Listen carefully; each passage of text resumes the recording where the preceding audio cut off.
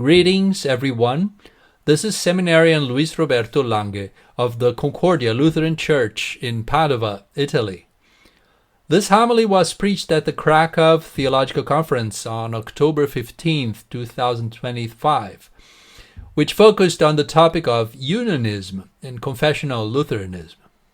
2 days prior, we were all reminded by Brother Sahar from Tel Aviv of the blessing for Old Testament Israel of the 40 years in the desert. There the Israelites were fed the same bread from heaven over and over again. In a similar way, when Christians get together, the best thing is to receive the same good old attested food in the ear. Because as discussed in the conference, unity is not just about being together, but it's about being together in Christ. The text is Romans chapter 1, verses 16 and 17. For I am not ashamed of the gospel, for it is the power of God for salvation to everyone who believes, to the Jew first and also to the Greek. For in it the righteousness of God is revealed from faith for faith, as it is written, the righteous shall live by faith. Grace and peace from God our Father and the Lord Jesus Christ. The Lutheran Reformation was a double battle for what is true. Two important truths were rediscovered and brought to light again. Truths that had been suppressed, hidden for centuries, suffocated under a blanket of religiosity based on works. The truth about you and the truth about what God has done for you. A direct answer to Pilate's question, what is truth? The truth which the church is still called to proclaim to the whole world. There had already been some other reform movements before the Lutheran one. They had focused on the moral aspect, and their answer to the problem of unrighteousness was that with a little more effort they could achieve it. That by doing good to others and works considered worthy, they could eventually ensure positive moral balance before God. But the Lutheran reformers found in the Holy Scriptures of the Bible that such doctrine did not correspond to the truth. The clear water of biblical doctrine had been mixed with murky water, so to speak. The truth about man, about you and me, had been lost for a long time. But what do the Scriptures tell us? Just like Pontius Pilate, the world keeps challenging Christ with the same arrogant question, what is truth? And even within the church, God's truth keeps getting suffocated and covered over and over again. The truth of the Christian faith is quite simple. Although it is centered on the great love of God for us in Christ, before we can realize the immensity of His love and begin to understand it, we must learn what the Scriptures teach about ourselves. The first truth for which the Reformers had fought is the truth about us. And the truth about ourselves is not really pleasant. To try to make it sound sweeter, the medieval church had hidden it under a layer of half-truths. Luther and the Lutheran Reformers made a great effort to clear that up. This is the truth about you. You are neither good nor righteous. God reveals in the Holy Scripture that you are naturally born evil. God leaves no room for excuses, no room for legal loopholes. As we read in Romans 3:19, God wants every mouth to be silenced and the whole world, including you and me, to be submitted to God's judgment because of our sinful condition. So don't even try to make excuses. You have done wrong. You didn't do the good you should have done either. You have sinned. Admit it. And the same is true for myself as well.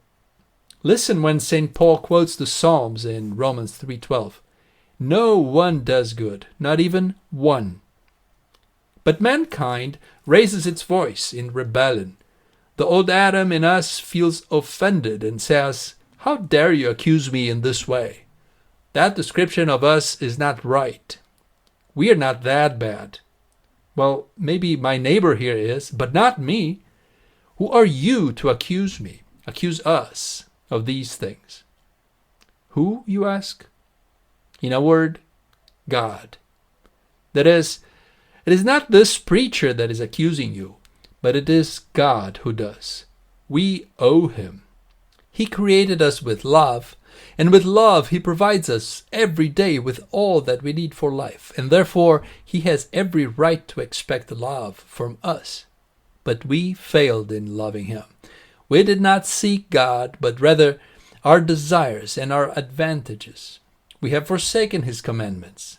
We said words to cause harm to others. We have feared many things, but we have not feared God above all things. Together with Luther and the Reformers, we must likewise appropriate this truth revealed in the Scriptures, that we are not able to do what God asks us to do. We too are at fault and indebted to God. Then there are those who are not even trying to fear and love the true God. For them, they say, the commandments are slightly different. They think propitiation is achieved through works of charity, or by cleaning up the streets of trash. Repentance for them means trying to turn over a new leaf. Forgiveness means closing one's eye to sin. In Luther's time, the problem was not in the true tradition of the church, but in the fact that a human tradition in the church had suffocated this truth about the sinful state of man. Despite this, God continued to be God, as he does even today. And even today, there is the need for sinners to find God. First, to find him in his wrath, but then also to find him in his mercy. For there is a second truth that had been covered during the Middle Ages, and the study of the Holy Scriptures brought it back to light. It in turn enlightened the Lutheran Reformers and all those who received it in faith. The second truth is well illustrated in the parable of the Pharisee and the publican in Luke chapter 18. Both characters presented themselves in the temple before God and were praying. The Pharisee thanked God for not being a sinner like the others, nor as the publican next to him. For him, salvation was being earned with his own merit. He had checked the list of things to do and was satisfied with his own performance.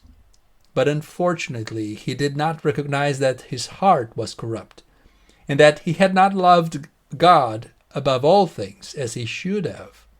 He lacked the awareness of the first truth, the awareness of his own sin and pride. The publican, however, was well aware of being sinful. After all, without sin, the sacrifices of the temple would not have made any sense. For the publican, it was very clear. He agreed with God, as he was probably being reminded by the very sacrifices in front of him, that he was in debt with God and was a sinner. And from the same altar, the publican was being exposed to another truth revealed in the Scriptures, that the innocent victim sacrificed on the altar had been killed in his place, so that he could escape the divine condemnation and be saved. Not because of the blood of innocent oxen or sheep, but because of the blood of the innocent Messiah who was to come. The publican understood that salvation was only in the forgiveness of his sins by God's grace alone. Here is the second truth rediscovered by the Lutheran Reformers in Scripture, that the Church is still being called to proclaim today. God loves sinners. In Christ, God forgives sinners. When they come to him and confess their sins before him, he forgives them their sins. When you come to him and confess your sins before him, God forgives your sins. To forgive is to erase sins from memory. For God, once the sinner is forgiven, sin is no more.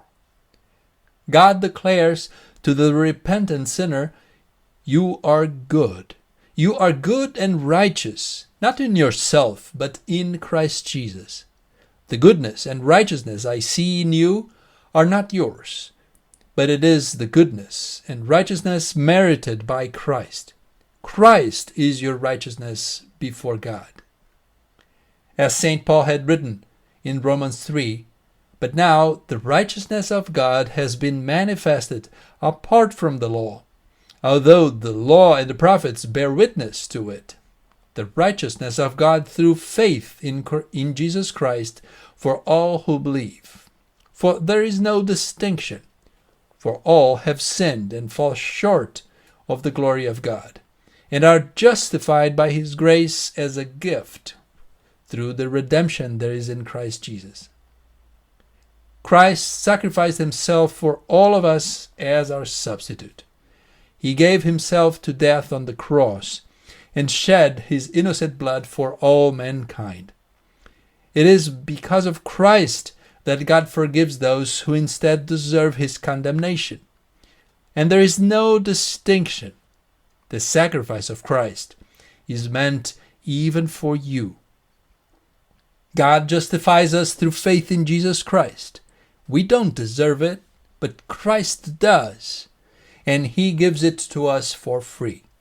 That is why at the end of the parable, Jesus revealed that the publican had returned home justified. He did not deserve it. You do not deserve being justified either. But through faith in the sacrifice of the Messiah, God forgave the publican, and God forgives you too.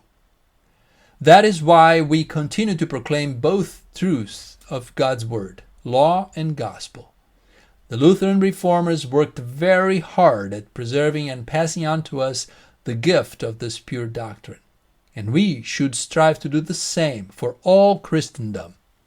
For by the light of the Scriptures we recognize ourselves as sinners before God, and we believe that in Christ Jesus our sins have been forgiven.